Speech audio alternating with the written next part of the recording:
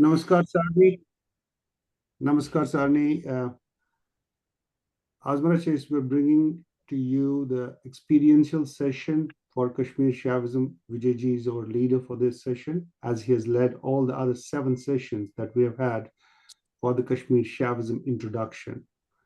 So today's session is more of an experiential session where we can learn how to use the principle that he has taught us and shared with us in our day-to-day lives.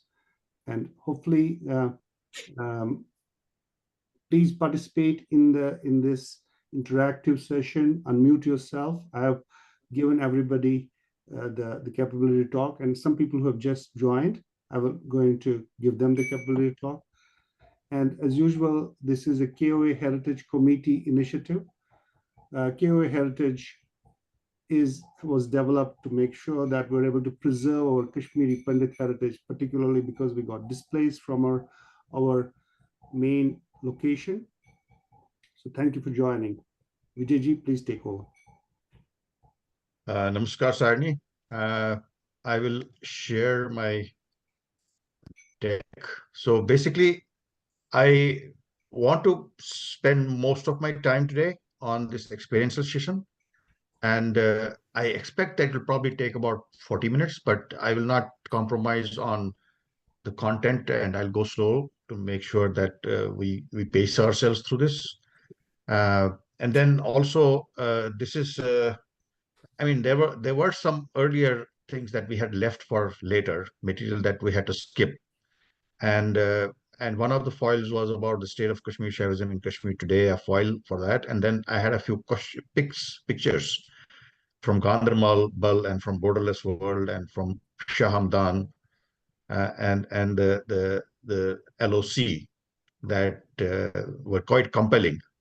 And based on that, I had done some work on what's on the other side of the LOC, and which is also very interesting based on the Dharma Research Pakistan Foundation or whatever it is in Peshawar. So I had some stuff from that, and then deep dives list that we have been talking about in the text, and based on input so far and based on discussions in the 7 sessions, I had made a bin list which I can share with you.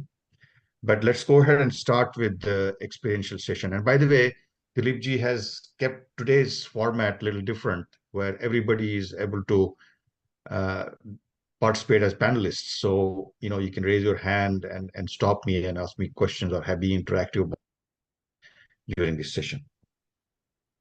Okay, so let me make it full screen.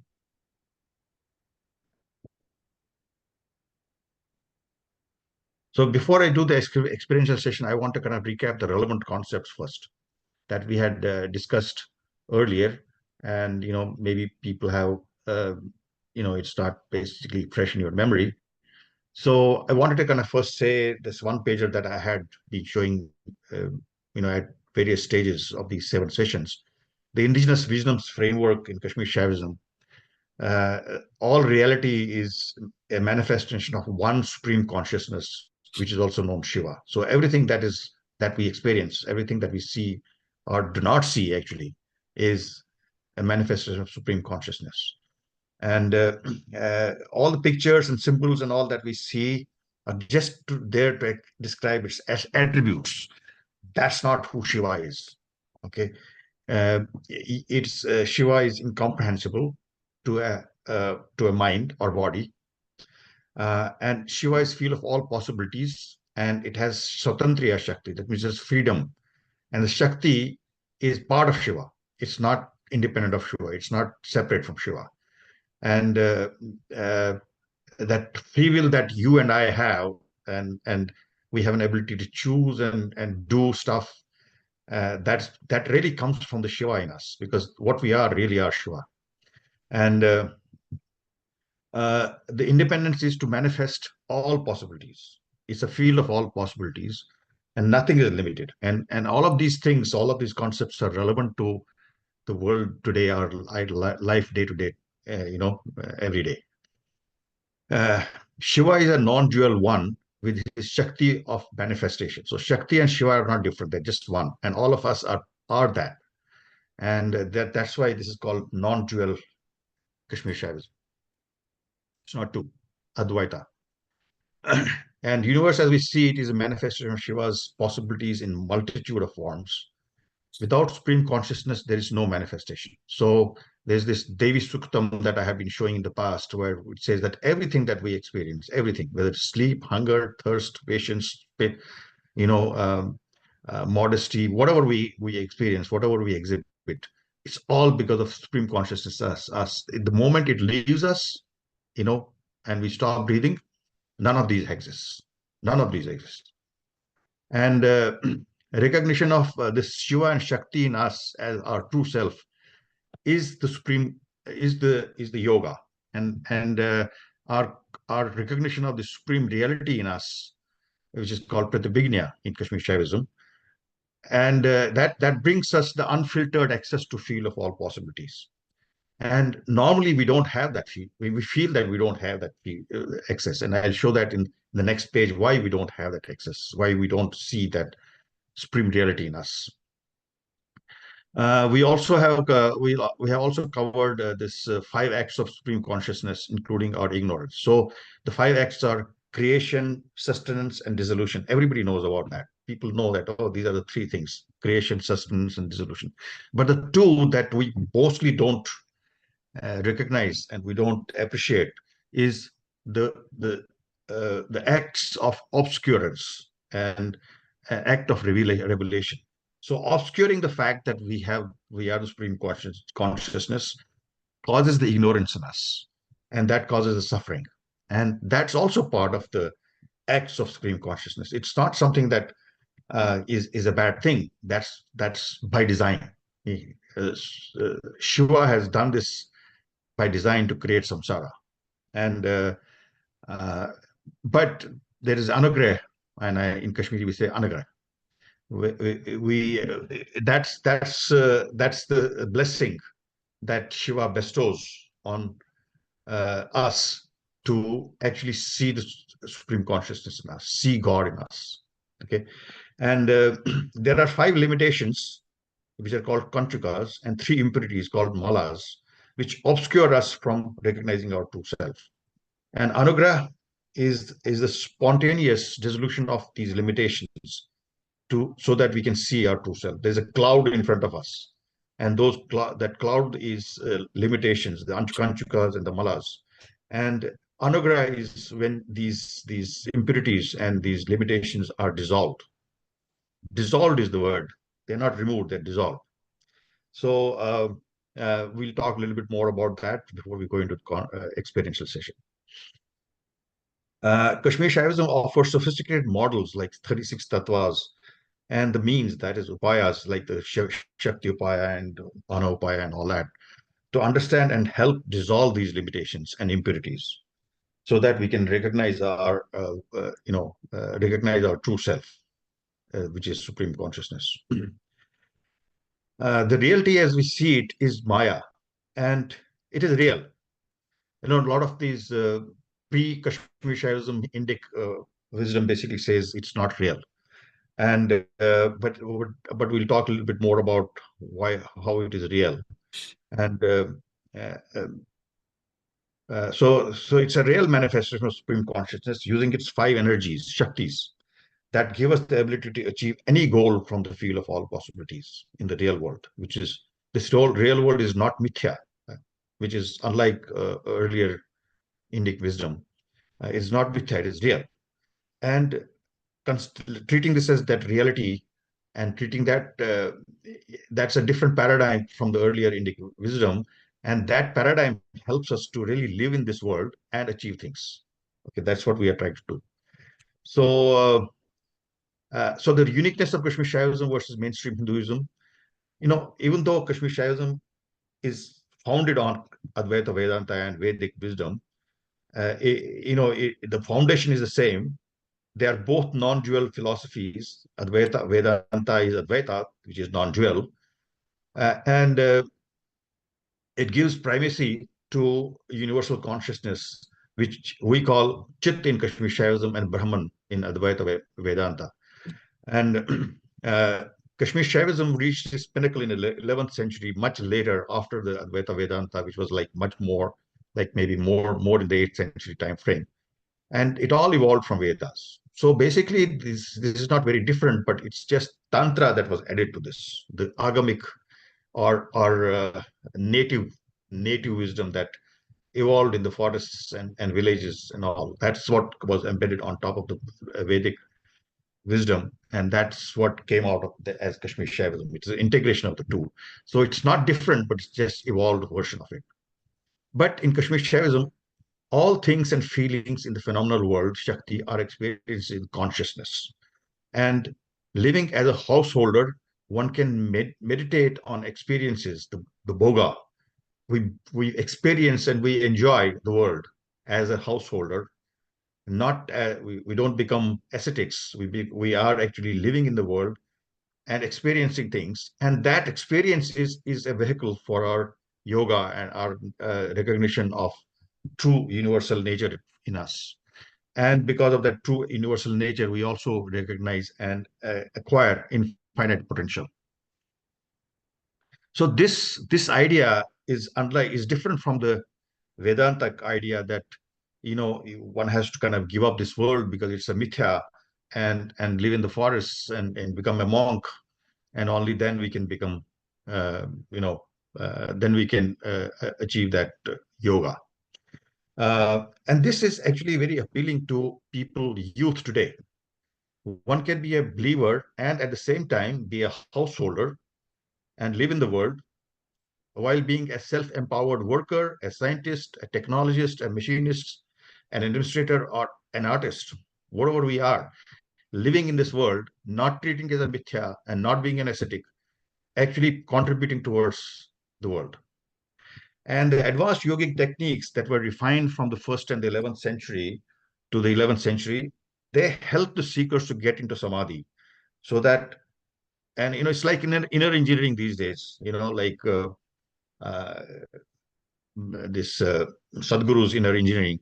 So these upayas, Vapai, Kashmiri, we call it Vapai. These upayas, like yoga and Kundalini and mantra and yantra and tantra, they all basically part of the upayas. It's very sophisticated and very elaborate set of things that can be done.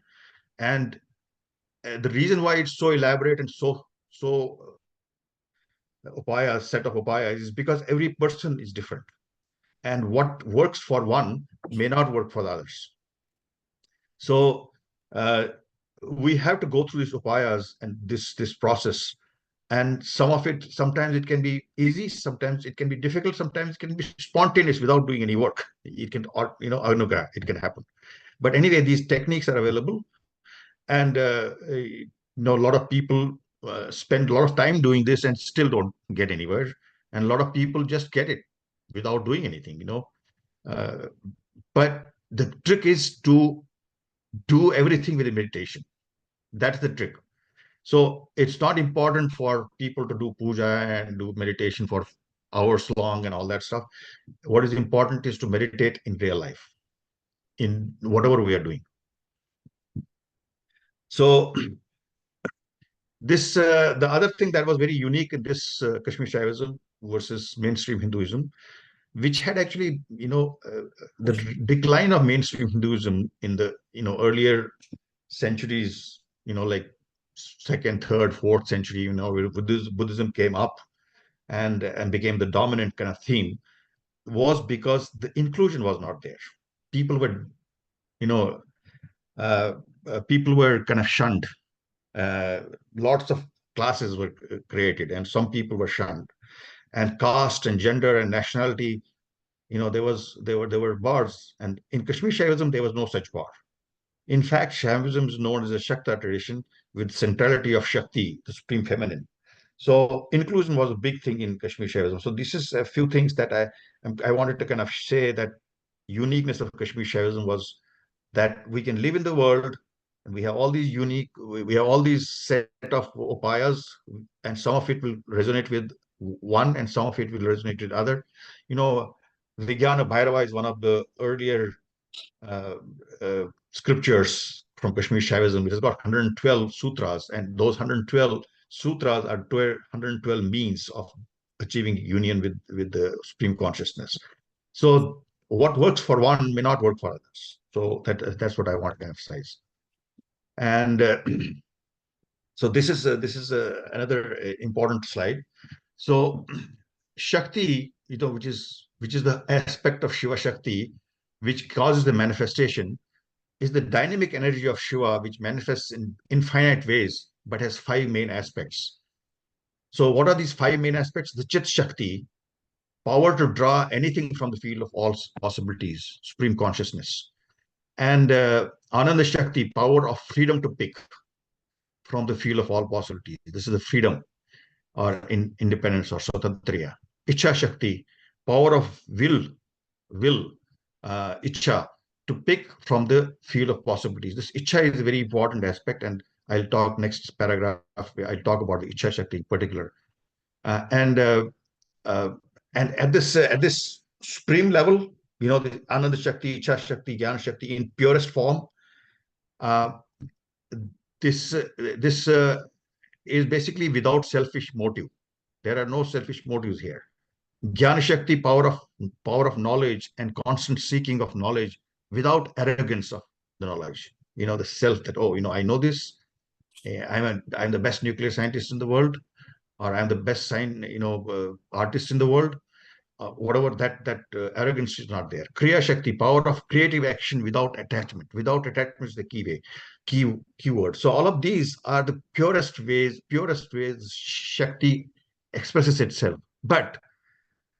Uh, but it all gets limited in our limited self because of our limitations, the kanchukas and the malas. All of that brings, transforms or filters this Chitta Shakti, Ananda Shakti, Icha Shakti, Jnana Shakti, and we operate in the world with self of arrogance, with self attached, with a sense of attachment, with a sense of arrogance, and so on. So that's all because of the limitations and malas or the impurities in us, which have accumulated over years or centuries or lifetimes. So Icha Shakti is a very key one in this Shaktis. It's a primary motivating energy that all of us have right now. All of us basically are alive because we have all these Shaktis. Otherwise, we are dead. So in Kashmir Shaivism, there's the concept of Kundalini Shakti, which we can actually have a deep dive session on. I am not very familiar with this, but I can learn from others. But recently there was a Shiva Sutra Sangha number 30, like few weeks ago, where they described Kundalini Shakti in some passing manner, and it's a sophisticated model for Ichha Shakti in 6 different variations. And this is actually in chapter 6, 17 and 18 of Sacred Supreme, uh, which was revealed by Swami Lakshmanju, and there are lots of lectures that he has given like 40 years ago, 50 years ago on this. So they were playing this in the recent weeks. And then I also went and read that chapter, which is hard to understand, but I read it a couple of times. So it has got the highest Kundalini Shakti is Mantra de Veda, which is the intense longing for achieving the recognition of Supreme. So that's what the Pratibhijna is all about. So once you have that intense longing, one second, you can achieve that. And then the second one of the Ichha Shakti is Nada Veda, intense desire to do the practice for the benefit of humankind, which is common good. And we had this uh, question in yesterday from Shruti, which said that, hey, how come there's a contradiction between common good and Ichha, and so this is the second one of this Kundalini Shakti, where benefit of humankind is number 2. This is the number 2 of the Kundalini Shaktis. And then there are others. There is a Bindu Veda, which is about the worldly pleasures, gaining the access to the worldly pleasures, and which is also described in the chapter 17 and 18. but there are also 4, 5, and 6, which are also listed here. But what I wanted to kind of point out is that one of the highest levels of Ichha Shakti, according to Kundalini Shastra, is this one intense desire to do the practice for the benefit of humankind. So, uh, not selfish, but selfless. By the way, um, let me not talk about this too much here, but this Chakrishwar, this one is in Chakrishwar, this picture. You know, these triangles mean a lot, and these intersections of these triangles with different circles and all also mean a lot. And these are all basically yoginis or powers that are mapped into our body. And these are the chakras that are mapped into our body. So there is a correlation between that Sri Chakra on Chakrishwar and the model of the universe and model of our body. Our body is a microcosm of the universe. So this is all kind of in this. This is explained quite elaborately in that in part of the Kashmir Shaivism texts. So I also wanted to remind you about this 25 tattvas that we discussed earlier. And this is what was according to Vedanta and Sankhya.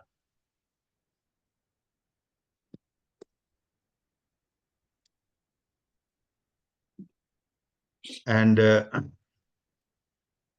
this was the additional tattvas that were added by Kashmir Shaivism. And in this is absolute macrocosmic consciousness and limitations by consciousness. So these are the absolute macrocosmic consciousness elements, 5 pure elements, Shuddha tattvas. These are unmitigated by the Maya and the malas and the limitations. All of these. This is what hides this whole thing from us in this world. We operate on the right hand side here. These are all the elements that are functional in us. All of these are also functional, but this set of veils, limitations, and malas, they actually hide this purity from us, and the divine purity from us. And that's what this Maya is. It's hiding it. And each of the energies on top, Shiva, Shakti, Sadashiva, each of these 5 pure tattvas contain all of the 5 Shaktis that I talked about, Ichha and Chitta and Gyan and all that. Those 5 Shaktis that I talked in the previous pages, they're all uh, they're all contained in these pure tattvas, this Shiva, Shakti, Sadashiva, Ishvara, and Sada, and Shuddha Vidya. So this is absolute non-duality on top, and these are the malas and limitations which are basically hiding this purity from us. And the body is the temple of Shaktis. So we already talked about Chit Shakti, all-pervading consciousness, Anand Shakti, eternal bliss, Ichha Shakti, all fullness, all possibilities, Jnana Shakti, all-knowing, and Kriya Shakti, all-doing. This is what it is without filters, without limitations. And then in our body, there are chakras, which are vortexes of limited energies. These are limited energies. The above ones are limitless energies. These are limited energies. And, I made a picture here, Shaktis, and then all these limitless Ichha, Jnana, Kriya on top. And then I have the body here, which is limited. It has got all our sanskaras, all our vikalpas, which we have learned over our lifetimes. Most of us are kind of biased by these. We're all biased by the fact that we got kicked out and ethnically cleansed from Kashmir, and therefore we hate some set of people and we like some set of people, and we like when the pager bombs happen and all that stuff. So those are all us limited people who filter everything according to those vikalpas and samskaras in our life. So, but then we have all of our energies which are actually concentrated or accumulated in parts of our body. And So this is what is shown here, the Muladhara and Swadhisthana and all these are the different chakras. This is where some of our energies uh, they they accumulate. So these are the chakras, and they're the Ajna or Ajna chakra is on the the third eye, which is basically about the discernment, about the Vivek. Then the one below that is the Vidushta, Vishuddha, and they all these chakras really draw from this transcendental, limitless Ichha, Jnana, and Kriya. They draw from that through the Sahasrara chakra, and uh, so then authenticity is Vishuddha. That is the one in the throat chakra, and love and compassion is in Anhata, which is the heart. Confidence and determination we feel when when we are doing a project and stuff, and we have confidence that we're going to do this based on all the knowledge that we have, the data we have, and all that stuff. And that is all confidence and determination. And then creativity is in this sacral chakra, and abundance is from the Mother Earth, Muladhara chakra. So this is where we get all our energies that help us in operating in the world. And but they're all filtered, and they are filtered for a reason, because Shiva is trying to experience all its possibilities through us, because we are all Shiva. And so he is limiting himself, Shiva, through using his powers, which include power of limiting, power of obscuring. And he's experiencing the world through different perspectives, through different angles, and creating the new creating the new possibilities from the field of all possibilities. Like, for example, a possibility of painting on a wall and making that paint as a solar cells, and we can get infinite amount of energy from solar cells by just painting our homes with the solar cells. So that's one possibility, field of all possibilities. So by limiting himself in the form of a solar energy uh, innovator at National Research, whatever institute, he has created a possibility of unfolding that reality, which is in the field of all possibilities, but has not been realized. But now he's got one person here working in Colorado in a particular lab, and that person is doing it, and he is not necessarily Indian or Kashmiri, or he's anybody. So this is all for all humans. We are all operating in this manner, and these Shaktis are all there in everyone, whether in Saudi Arabia or everywhere, anywhere. So, so what I wanted to kind of say here is that we have this 5x of God also that we have talked about, the creation. We've already talked about the maintenance and destruction or dissolution, and then we have talked about the occlusion or concealment, and then anugraha. These are the 5 acts of God. These are the 5 powers of God: Chitta Shakti, Ananda Shakti, Ichha Shakti. We described all of this in chapter, session 545. And so I just wanted to recall that we have covered these. And then basically what we said is that this world, where we are in this 21st century, we are trying to destroy the old story and create a new story in the age of freedom. So basically, this whole idea of this capt this imperialism that happened for the last 300 years, and before that, the Islamic imperialism and so on. And so this age of imperialism has caused all kinds of ills in our society, which we can see. Today the ecological ceiling has been breached, the social foundation has been breached, and there is problems everywhere, the crisis everywhere, and we are saying that can we even survive with all this climate change and all that has happened because of this ecological ceiling being breached. So we have to destroy the old world, old story. That is that whole imperialistic story, and create a new story of the age of freedom, or Swatantriya, using the human body, which is us, all of us, 8 billion of us, And each of them as the temple of all Shaktis. All of us are temple of all Shaktis, which is all correlated within and correlated with all of manifestation. So correlated with all of manifestations, what is happening in Lebanon today is affecting us. Whatever is happening in even in New York is affecting all of us. So we are all correlated. So destroying the old story of imperialism and extraction and uh, uh, uh, uh, you know the cruelty to the natives and all, that's the old story, and creating a new story, which is creation, so destruction and creation.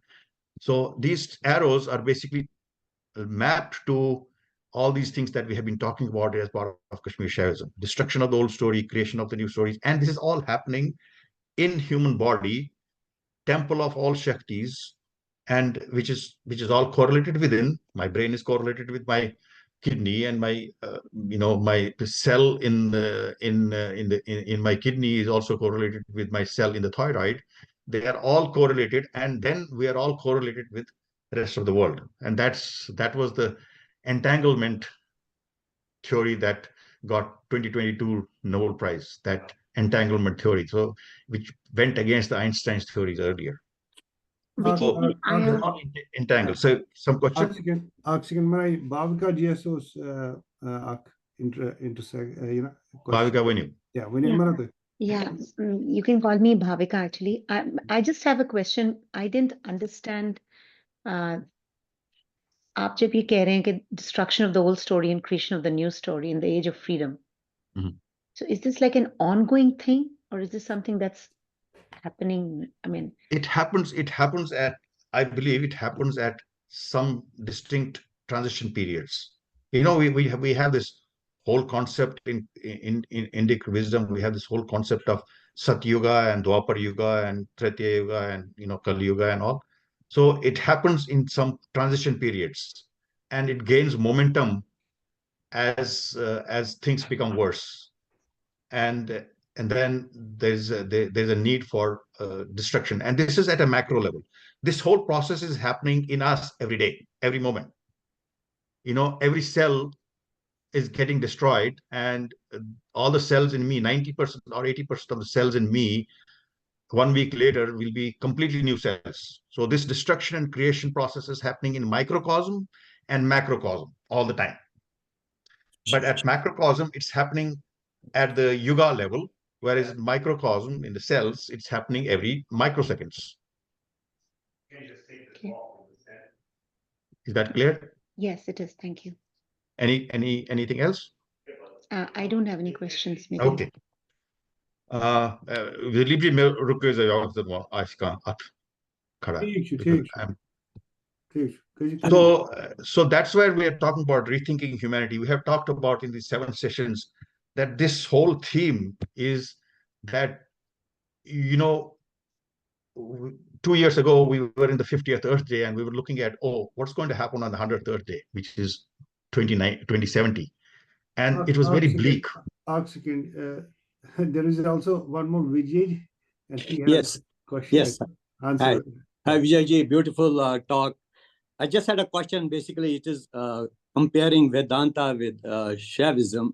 So we say like, can we compare Shakti as Prakriti of the, which we say in the, Vedanta, in Bhagavad Gita or Vedanta? Yeah. concept? Actually, both of them have same theory of Shakti. Shakti is basically Shiva's powers to create this or manifest this world. So Prakriti is this world. Prakriti is also the nature in me. Right. What is my nature? What's Right. my nature? It is the basic nature, and it keeps on changing. As you said, all the correct. It is changing. Yeah. all the time. Yes. All the time it's changing. Like the cell in me is also Prakriti. Exactly. Yeah. The neuron in my brain is also Prakriti, and the black hole is also Prakriti. Right. And second question was that, as you said that in Vedanta, the concept of going to sannyasi and all that may not be true. Even in Bhagavad Gita, they say that householder, even attitude, it is attitude to live. That's what counts. Correct, you can live as a householder, but it could be attitude to live. Yeah, that's a very good point. See, what has happened is it's not that Kashmir Shaivism just came and gave this wisdom for the first time. What Kashmir Shaivism did was it helped integrate all the goodness of Indic wisdom from the past and integrated that with the rituals that people in the forests and people who were not exposed to that Vedic, they were all shamanic and all, and they had created their own thing, and they were all at odds. They were not agreeing with each other, so they were like basically enemies. What Kashmir Shaivism did and what Abhinav Gupta did particularly was he integrated all of that and made them synergize with each other. He showed that it all makes sense. It all jives, and whatever was happening in Bhagavad Gita was a period. Like I said, this is a constant cycle. That was a Dwapar Yug. That's when Yes. the world was changing again, just like the world is changing today. And at that time also there was a need for highlighting these concepts. Concepts. So Thank you. it's not that this happened for the first time. It keeps on happening, and with these yugas, it synchronizes it with the yugas. And there's actually an autobiography of a yogi by Maharishi, Yogananda. There is a chapter on these yugas, which is very fascinating about how world changes. And according to that, he has also got some ideas about when the change happened and when it correlates with when the quantum physics came and all that stuff. So anyway, Thank you, Vijay. Shibanji esperaos, Shibanji camera should have minute. Shibanji.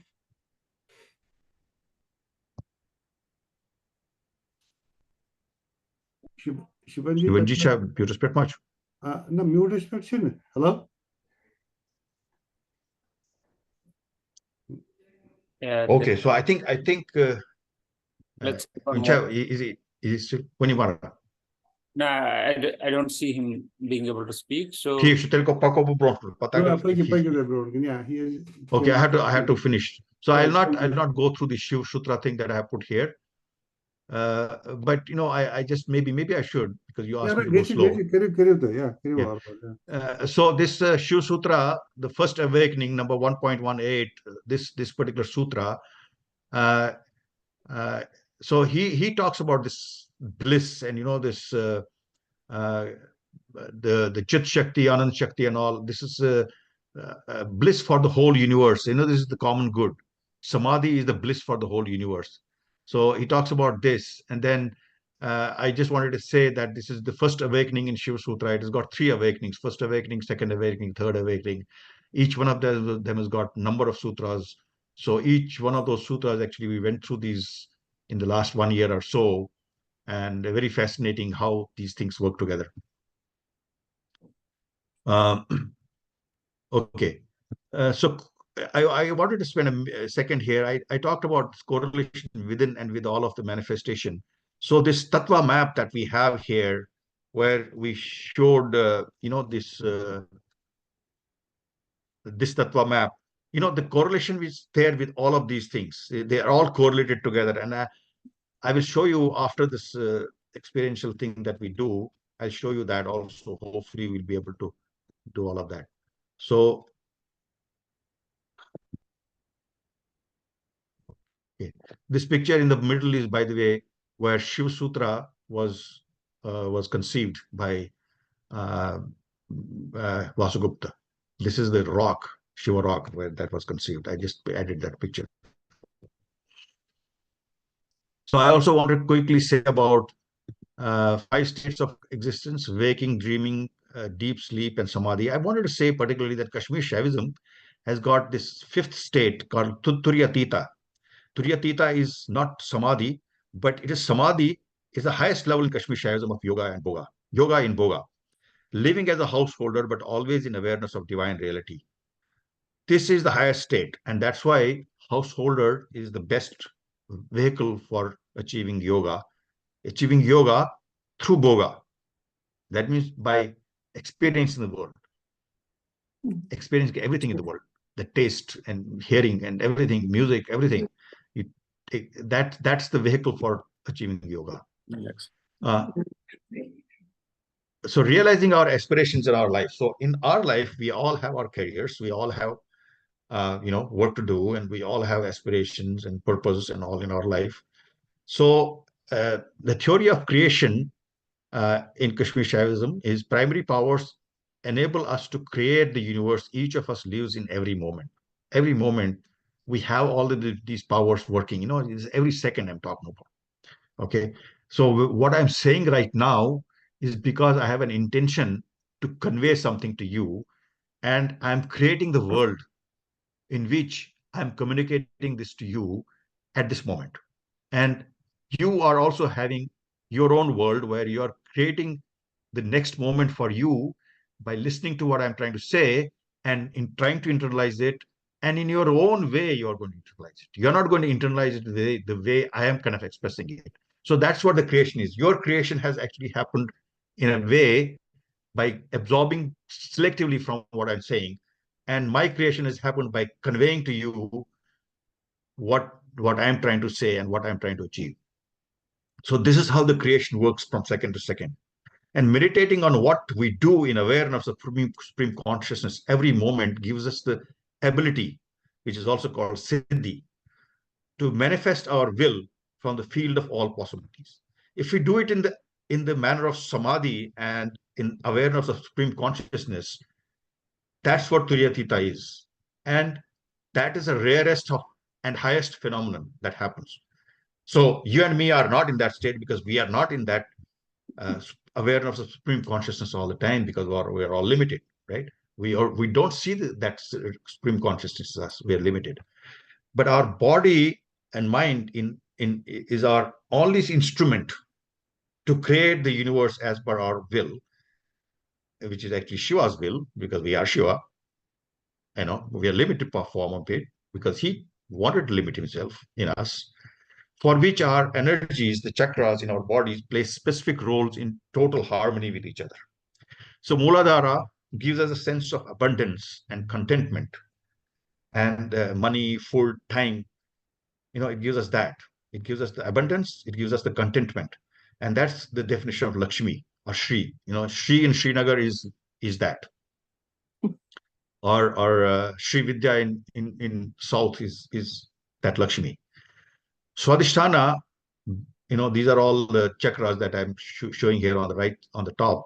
Swadhisthana bestows creativity and enables handling of emotions of self and others creatively. Manipura bestows confidence and determination to manifest what one wills, knows, and what one strives for. And Anahata, which is the heart, enables giving and receiving love, giving and receiving compassion, empathy, and fight evil. And that's what Durga is all about. And so Durga lives in our heart, and Lakshmi lives in our Mooladhara. Anahata enables giving and receiving love, compassion, empathy, and okay, we talked about that. Vishuddha enables to communicate authentically and give voice to our purest feelings. And that is the Saraswati in us. The Pashna, Saraswati Shemis Mokhas.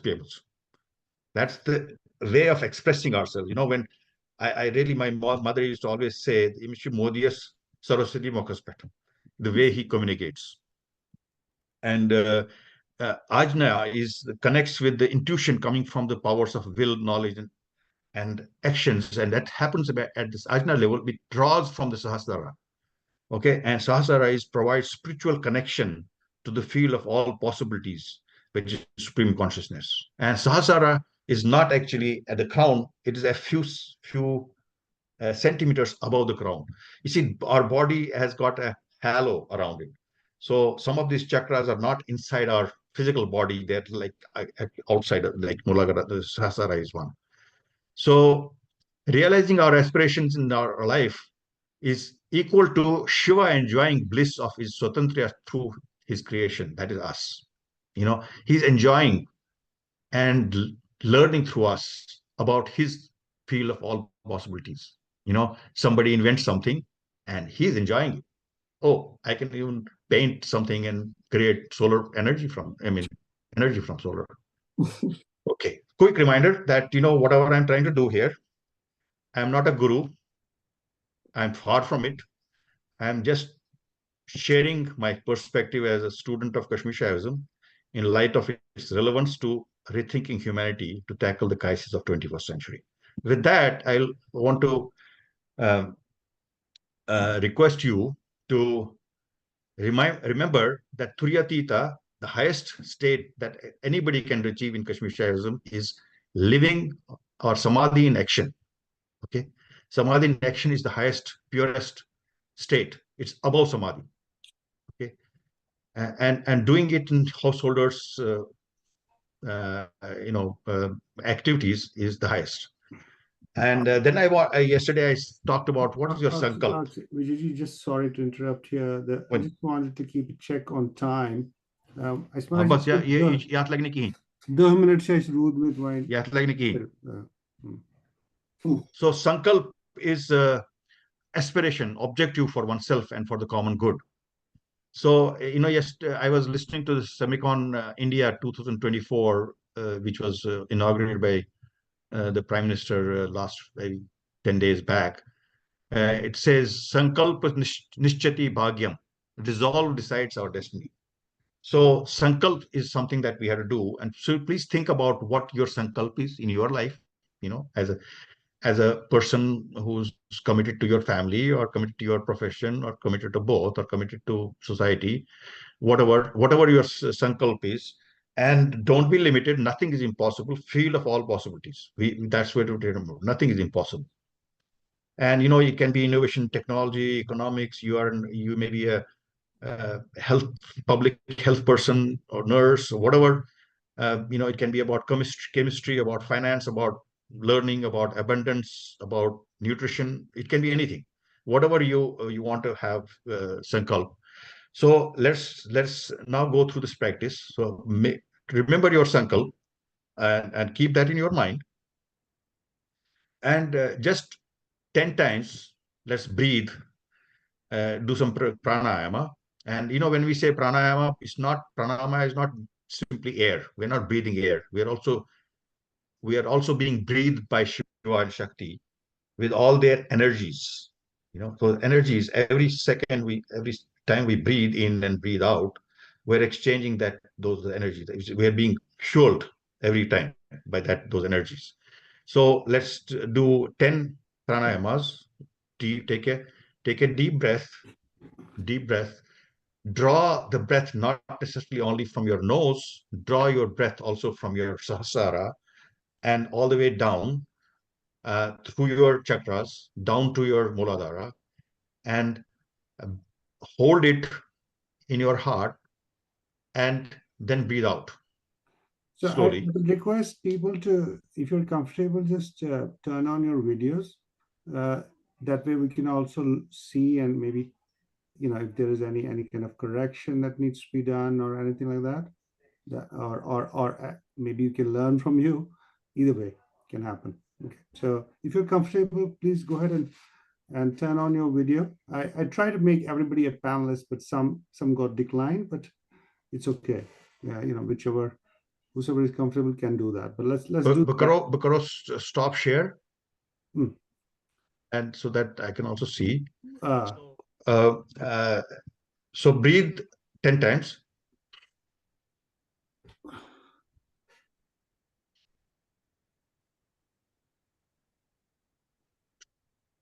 Breathe from the top. Hold your breath in the heart. And then breathe out through the top. Do it 10 times.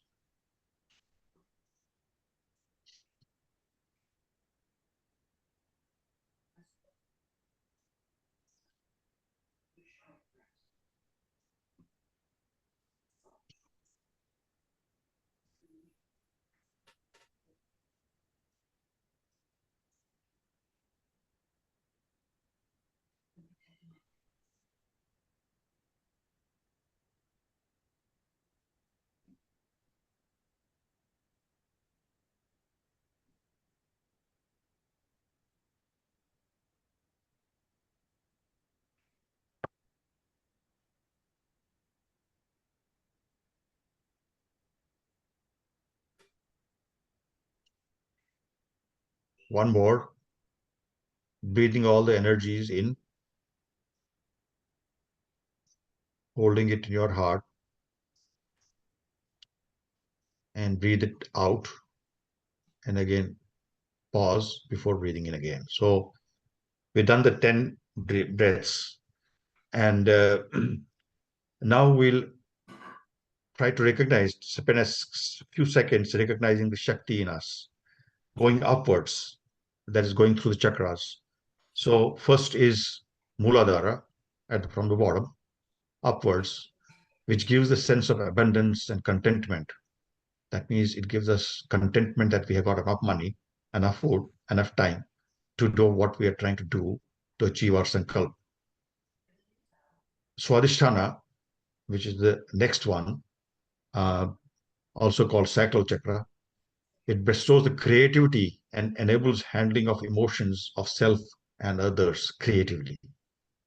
This is the area of all these sexual organs. So obviously we create life with that, but we also use that portion of our body to create in general, not just life, but emotions and handling of emotions and creativity in general. So that gives us that ability to achieve our sankalp. Manipura, which bestows confidence and determination to manifest what one wills, knows, and strives for. It gives us the confidence and determination. That means we don't give up. We keep working on it, keep trying, even when we fail. We use Swadhisthana to understand whether if we fail, how do we get out of that creativity and create a new reality. So this is happening all the time. And they are all talking to each other, these power centers. And then Anhata, the heart center, enables giving and receiving love, compassion, empathy, and fight evil as we are carrying out our work to achieve our sankalp in our day-to-day life. We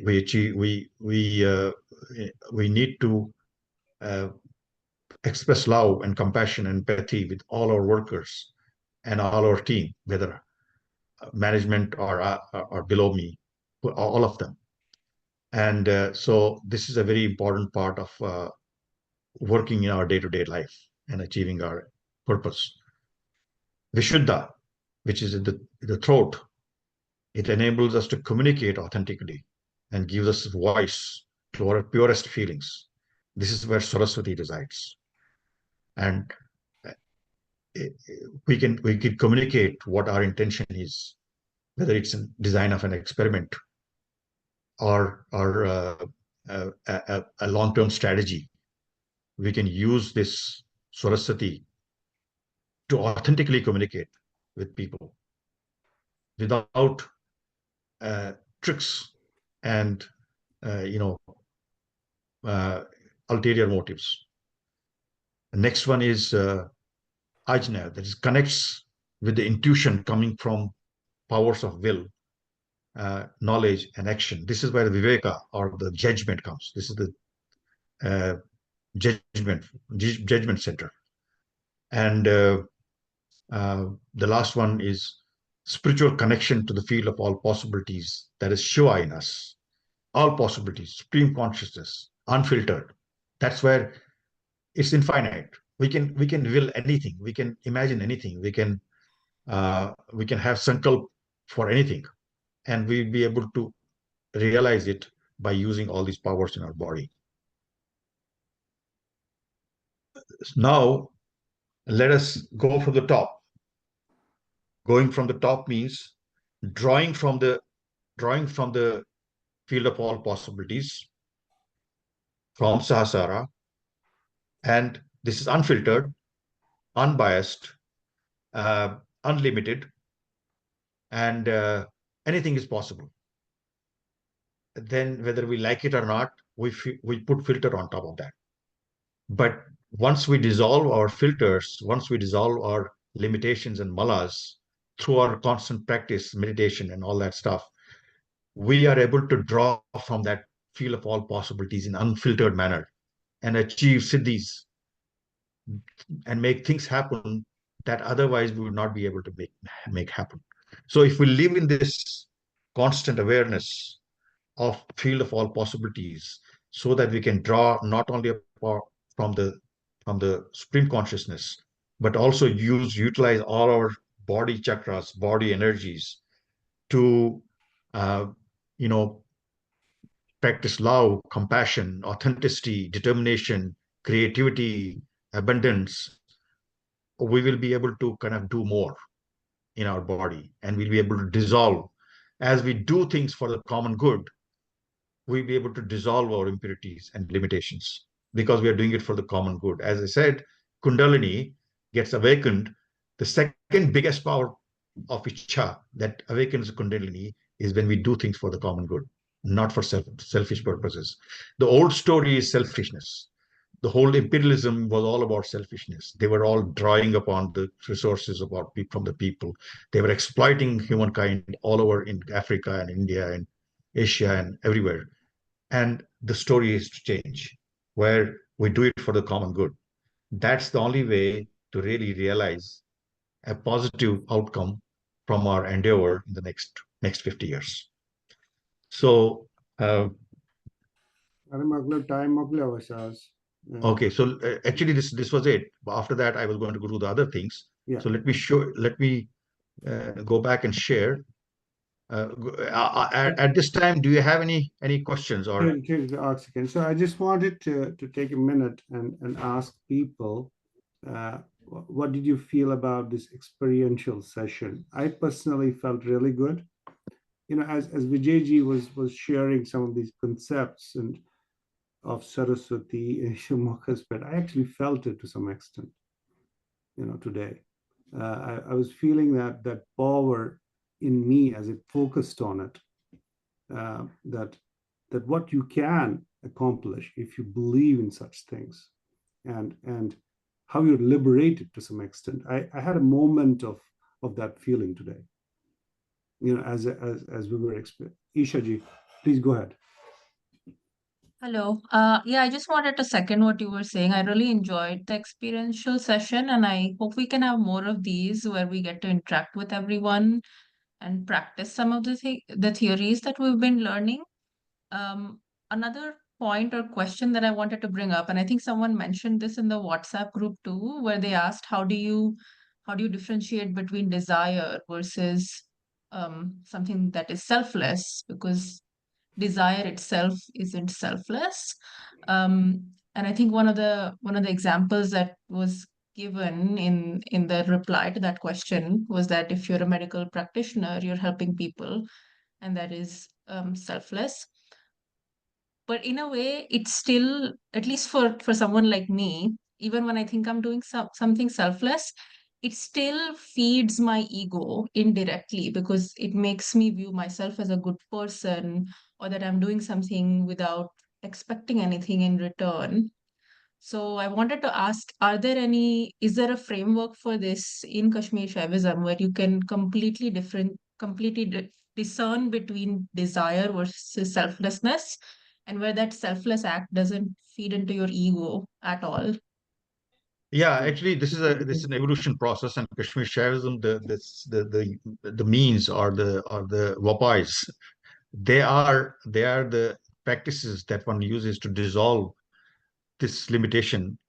There are 5 limitations, this kanchukas, and one of them is exactly what you said. There's a model for Kashmir Shaivism for all of these limitations, and one of them is that you start having this, because of ego, you start having this thing about, oh, I'm good, I'm spiritually evolved more than the others. So when you are able to dissolve that limitation, you'll be beyond that. Yesterday I was listening to an interview with somebody, one of those singers, Krishna Das or something, who was with Neem Karoli Baba or whatever. He was describing the state in which Neem Karoli Baba used to live, and it was that kind of state that you described. Obviously he reached that state after lifetimes. And it can be through anugraha, it can happen instantaneously, or it can happen through a lot of practice, but it can sometimes take generations or lifetimes. Priyaji had her hand raised. Priyaji, Before Sure. Sorry. Someone else want to talk? yes, I wanted to close on that previous topic. Mhm. In your slide, you also, I guess the previous slide, you mentioned that Shiva is experiencing what we vogue. I think that and what Ishaji mentioned in her question may be correlated. My interpretation, and again with the disclaimer, I have no expertise in Kashmir Shaivism.